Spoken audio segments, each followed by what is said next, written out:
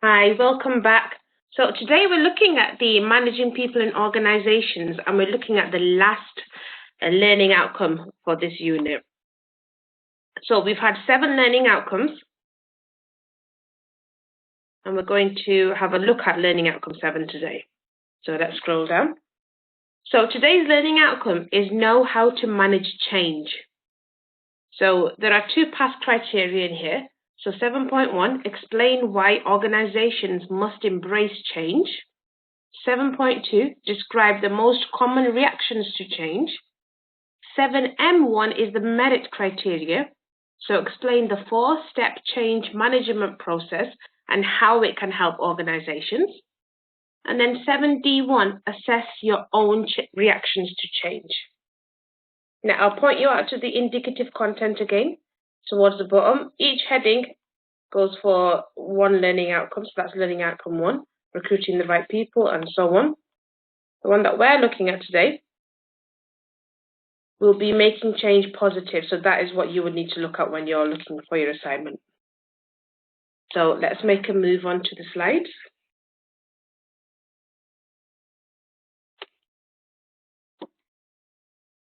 I'll just make these a little bit bigger.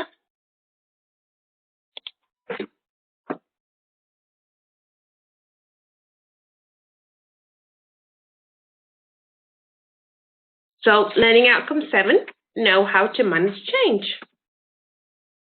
Now we're going to go straight into 7.1. This is explain why organizations must embrace change. So what is change? Now we've got an excerpt from the dictionary here.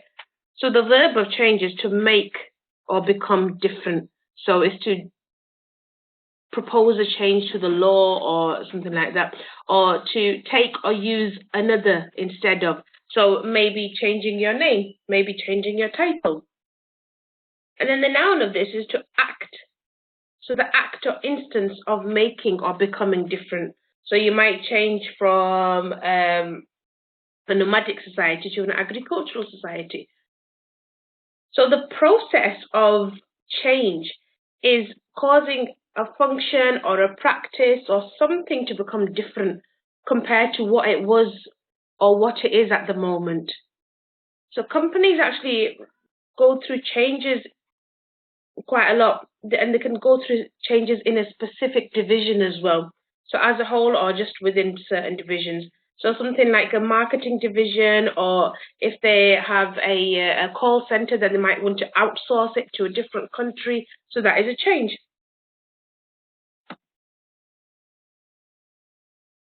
So any business that doesn't embrace change or is slow to embrace change is actually going to be quite disappointed in the way their business gets conducted. Because if you don't embrace change, you're not going to be known as, moving forward. Change is important to every single organization, because without change, businesses are actually going to lose their competitive edge. They're not going to meet the needs of their customers. They're not going to be up to date with what is actually needed at the moment. So they will start losing people, and especially their loyal customers will end up going somewhere else if their needs are not reflected. I like to say change in business is inevitable. So if you own a business or if you're a leader in an organization, you need to accept this and you need to embrace it.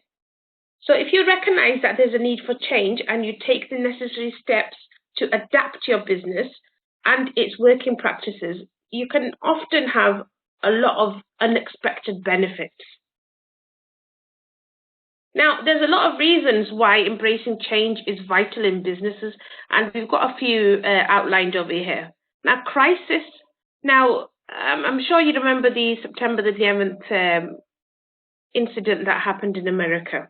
Now, that is a drastic example of crisis. Now, what happened at that time was that a lot of that had a knock-on effect where a lot of industries, airlines, travel industries, businesses, the financial markets, they were actually caused to adapt and change. There was a recent financial crisis, and this created a lot of changes in the financial industry as well. Crisis doesn't necessarily have to be worldwide. Right now, we've got the pandemic going on, and that is causing change with a lot of unemployment or a lot of issues where businesses are not running the way they were. They're having to adapt and go online rather than face-to-face store business. Now, crisis can also be a crisis within the organization of the company. Maybe the CEO passes away and they're trying to appoint another one. Change takes time. Then there's performance gaps. So things like the organization goals or objectives, they're not being met. The organizational needs are not being satisfied. So what are they going to do to sort these gaps out? They're going to need to adapt change. They need to make some differences that can cause these things to be met. New technology. So if you have new technology that's come out and it's more efficient and it's more economical and it's a lot better to use, you're going to want to change in that aspect as well. So identification of opportunities. This is where new opportunities are identified in the marketplace. And then the organization actually pursues it so that it can use it and increases competitiveness. And then you have reaction to internal and external pressure. So things like employees, unions, these type of things will actually cause pressures and maybe they'll exert pressure for change. So external pressures can come from a lot of areas, like customers, competition, the government, any regulations that have been changed within the government, your shareholders, unions, financial markets, so this list is extensive. Then you have mergers and acquisitions. So mergers and acquisitions actually create a number of changes in a number of areas, and this can actually impact negatively on employees. So when two organizations are merged and there's employees in dual function, so there's two accountancy departments, there's two IT departments, there's two sales departments, they're not really going to need two of each, are they? So it might cause redundancies. And then just changing things for the sake of changing them. You might just have a new CEO appointed, just to show that the board that you're doing something, that you're making changes. So just for the heck of doing it, you're making a change. It's not necessarily beneficial, but it just depends. You're just doing it to do it. And because something sounds good, so you might change something because you see another institute doing something, another organization is have processed a new system that they're using, or they're trying something different. You think it sounds good, so your organization tries it. And then you change also because of planned abandonment. So you might have a product or a service that isn't really doing good. They're declining in the market. These products are not great. You're not getting the correct type of sales within them or the results that you want. So you're going to get rid of those, and then you're going to allocate the funding that was put aside for them onto something else. So you're allocating your resources to innovation and new opportunities. So that was why organizations need to embrace change. Now we're going to look at 7.2. So here we're going to describe the most common reactions to change. So organizations actually undergo changes quite often, and this is to improve their normal procedures and also to be able to cope with the economical trends and technical innovations. So things come out, things change quite regularly, so they're just trying to keep up to date with them. However, when changes are actually introduced, it's not often that the employees adapt to change or take to it positively. So as a leader within an organization in a management role, you need to be prepared for negative reactions, because people, they get set in doing things in a certain way. They know their processes, they know how to handle themselves at work. And when you introduce something completely different, you're not going to get the happiest reactions all of the time. So once you actually know what to expect from your staff, you'll know how to handle them, and you'll know how to transition these changes and to promote this into a smooth transition. So as it is, introducing change is never easy, but if you can arrange a smooth transition as possible, you're going to ensure that the entire process goes a lot better than if you didn't. So some of the common reactions that change can cause are, so there's doubt. So employees actually doubt their job role now. They're not sure if they've got job security. They wonder why this changes is actually being implemented. So they just get confused, they're doubtful, they're not sure about if they're going to be able to stay within the job or what their actual new role is. So as a senior manager, it's your duty to understand why the staff is doubting this setup and also address their concerns. Now, if you know that there's going to be no redundancies, you need to let them know that we're just changing to become more technological, to become more advanced, to become leaders in the market. So you need to be able to know how to handle their concerns. So doubting change is a really common thing. So it can be happened in the work environment, it can be in a personal environment. So it's just, you need to handle it with care to try and make a smooth transition. Then you've got resistance. So you need to be prepared for a large amount of resistance. So when you speak to your employees about change, you need to be prepared that they will have a lot of questions. They're going to talk within each other. They're going to gossip about it. They're going to probably make up stories and pass them around the office or the work environment. So you need to be prepared that there's going to be a lot of resistance. There's going to be people that are not happy about it. And then you also need to be able to understand how to react to it. So while on one side, you might get a lot of people that are unhappy, you might also get some people that react positively to it because they're comfortable with they're comfortable and they're happy to adapt and embrace to different changes. But to be honest, mostly what will happen is people are comfortable because they have a familiar routine and they don't want to be interrupted. They don't want to change their processes. They know exactly what they're going to do. They've been doing it for a while and they're happy to just get on and they don't want something changing. So resistance to change is actually a really common reaction and it can be solved easily.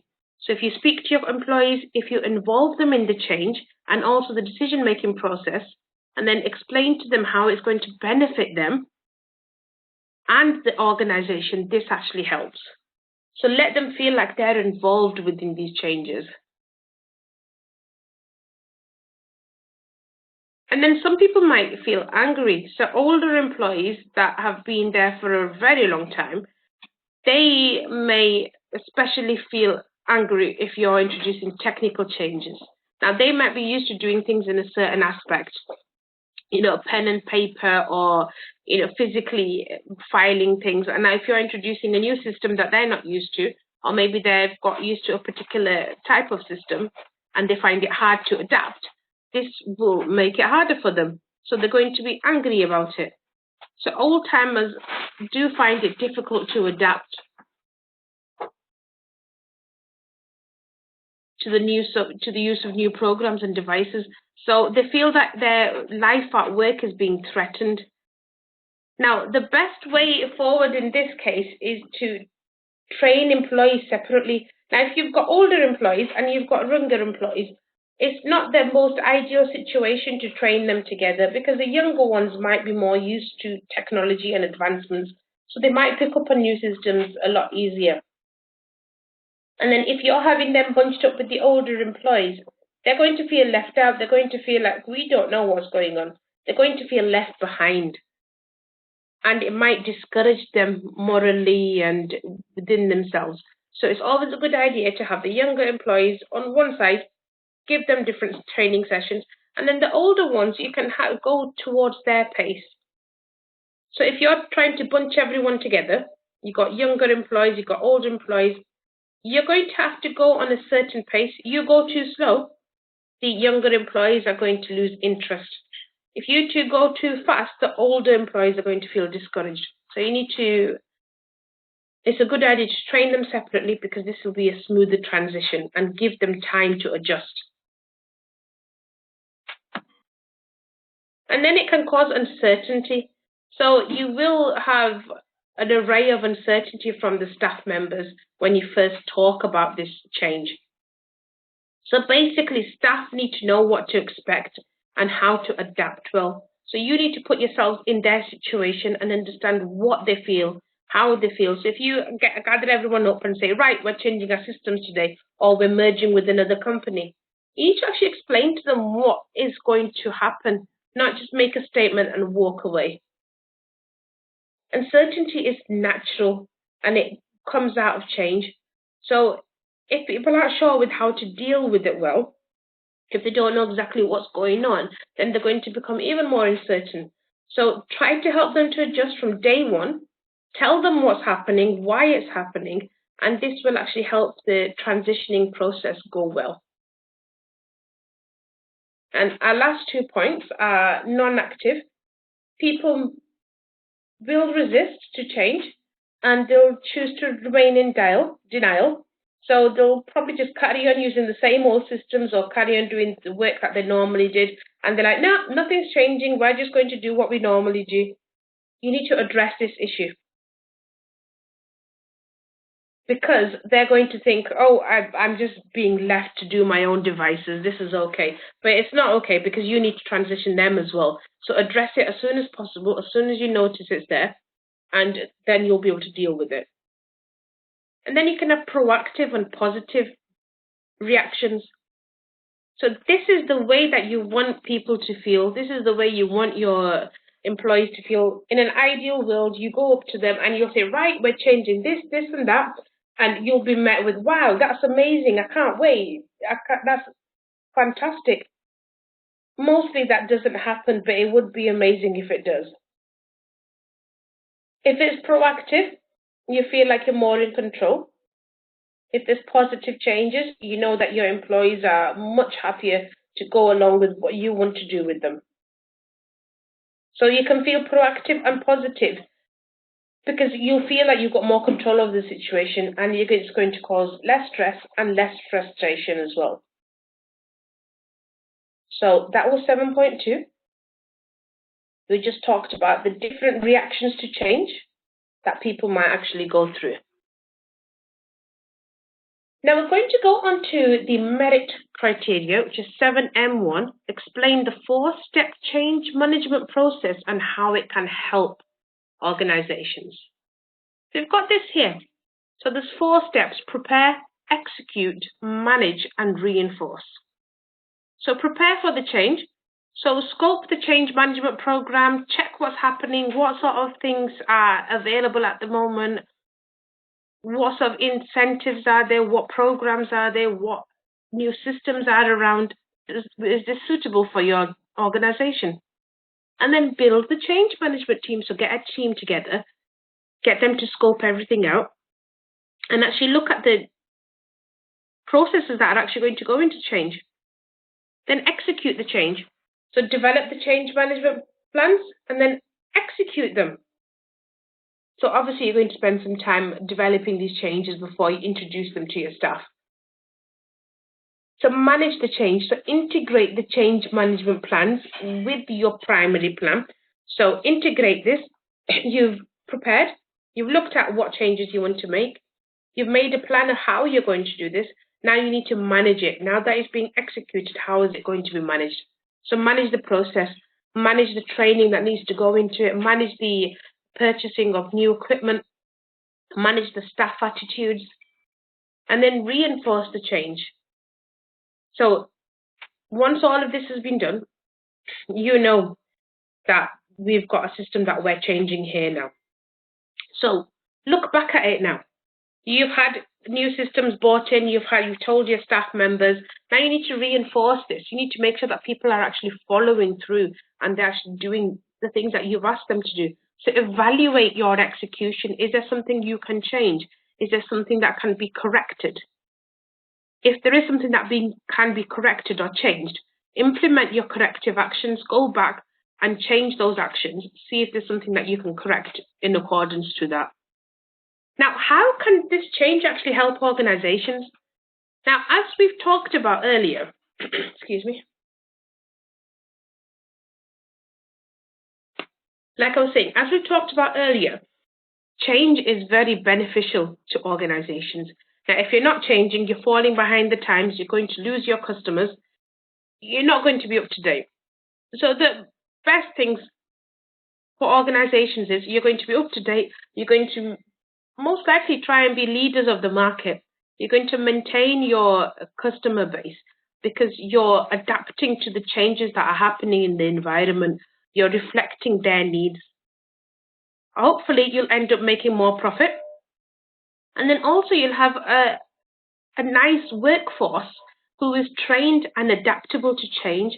They'll know what's expected of them and they'll be loyal to working for you. So hopefully these will be the positive reactions for your organization. And then for 71, the distinction question, I just want you to assess your own reactions to change. This is all about you. So how do you react to change? Are you happy about it? Are you willing it? Are you happy to embrace it? Do you get nervous about change? Or does it make you angry and upset? When you're looking at your own reactions to change, think of a situation where you might have gone through change, where you've been in a company or in a work environment and you've been asked to do something different to what you're normally used to doing it, or if you've been asked to take on somebody else's job. How did you feel? So look back at that time. Were you doubtful? Were you uncertain? Did you have any resistance to it? Were you like, no, why should I do this? Get someone else to do it. Oh. So what did you feel? Or did this cause you any stress? So think about a time when you went through some changes. They can be in your personal life, they can be in your work life. And then tell me how your reactions were. So tomorrow we'll be doing the assignment brief where I'll be setting the assignment. So thank you very much and I shall see you tomorrow.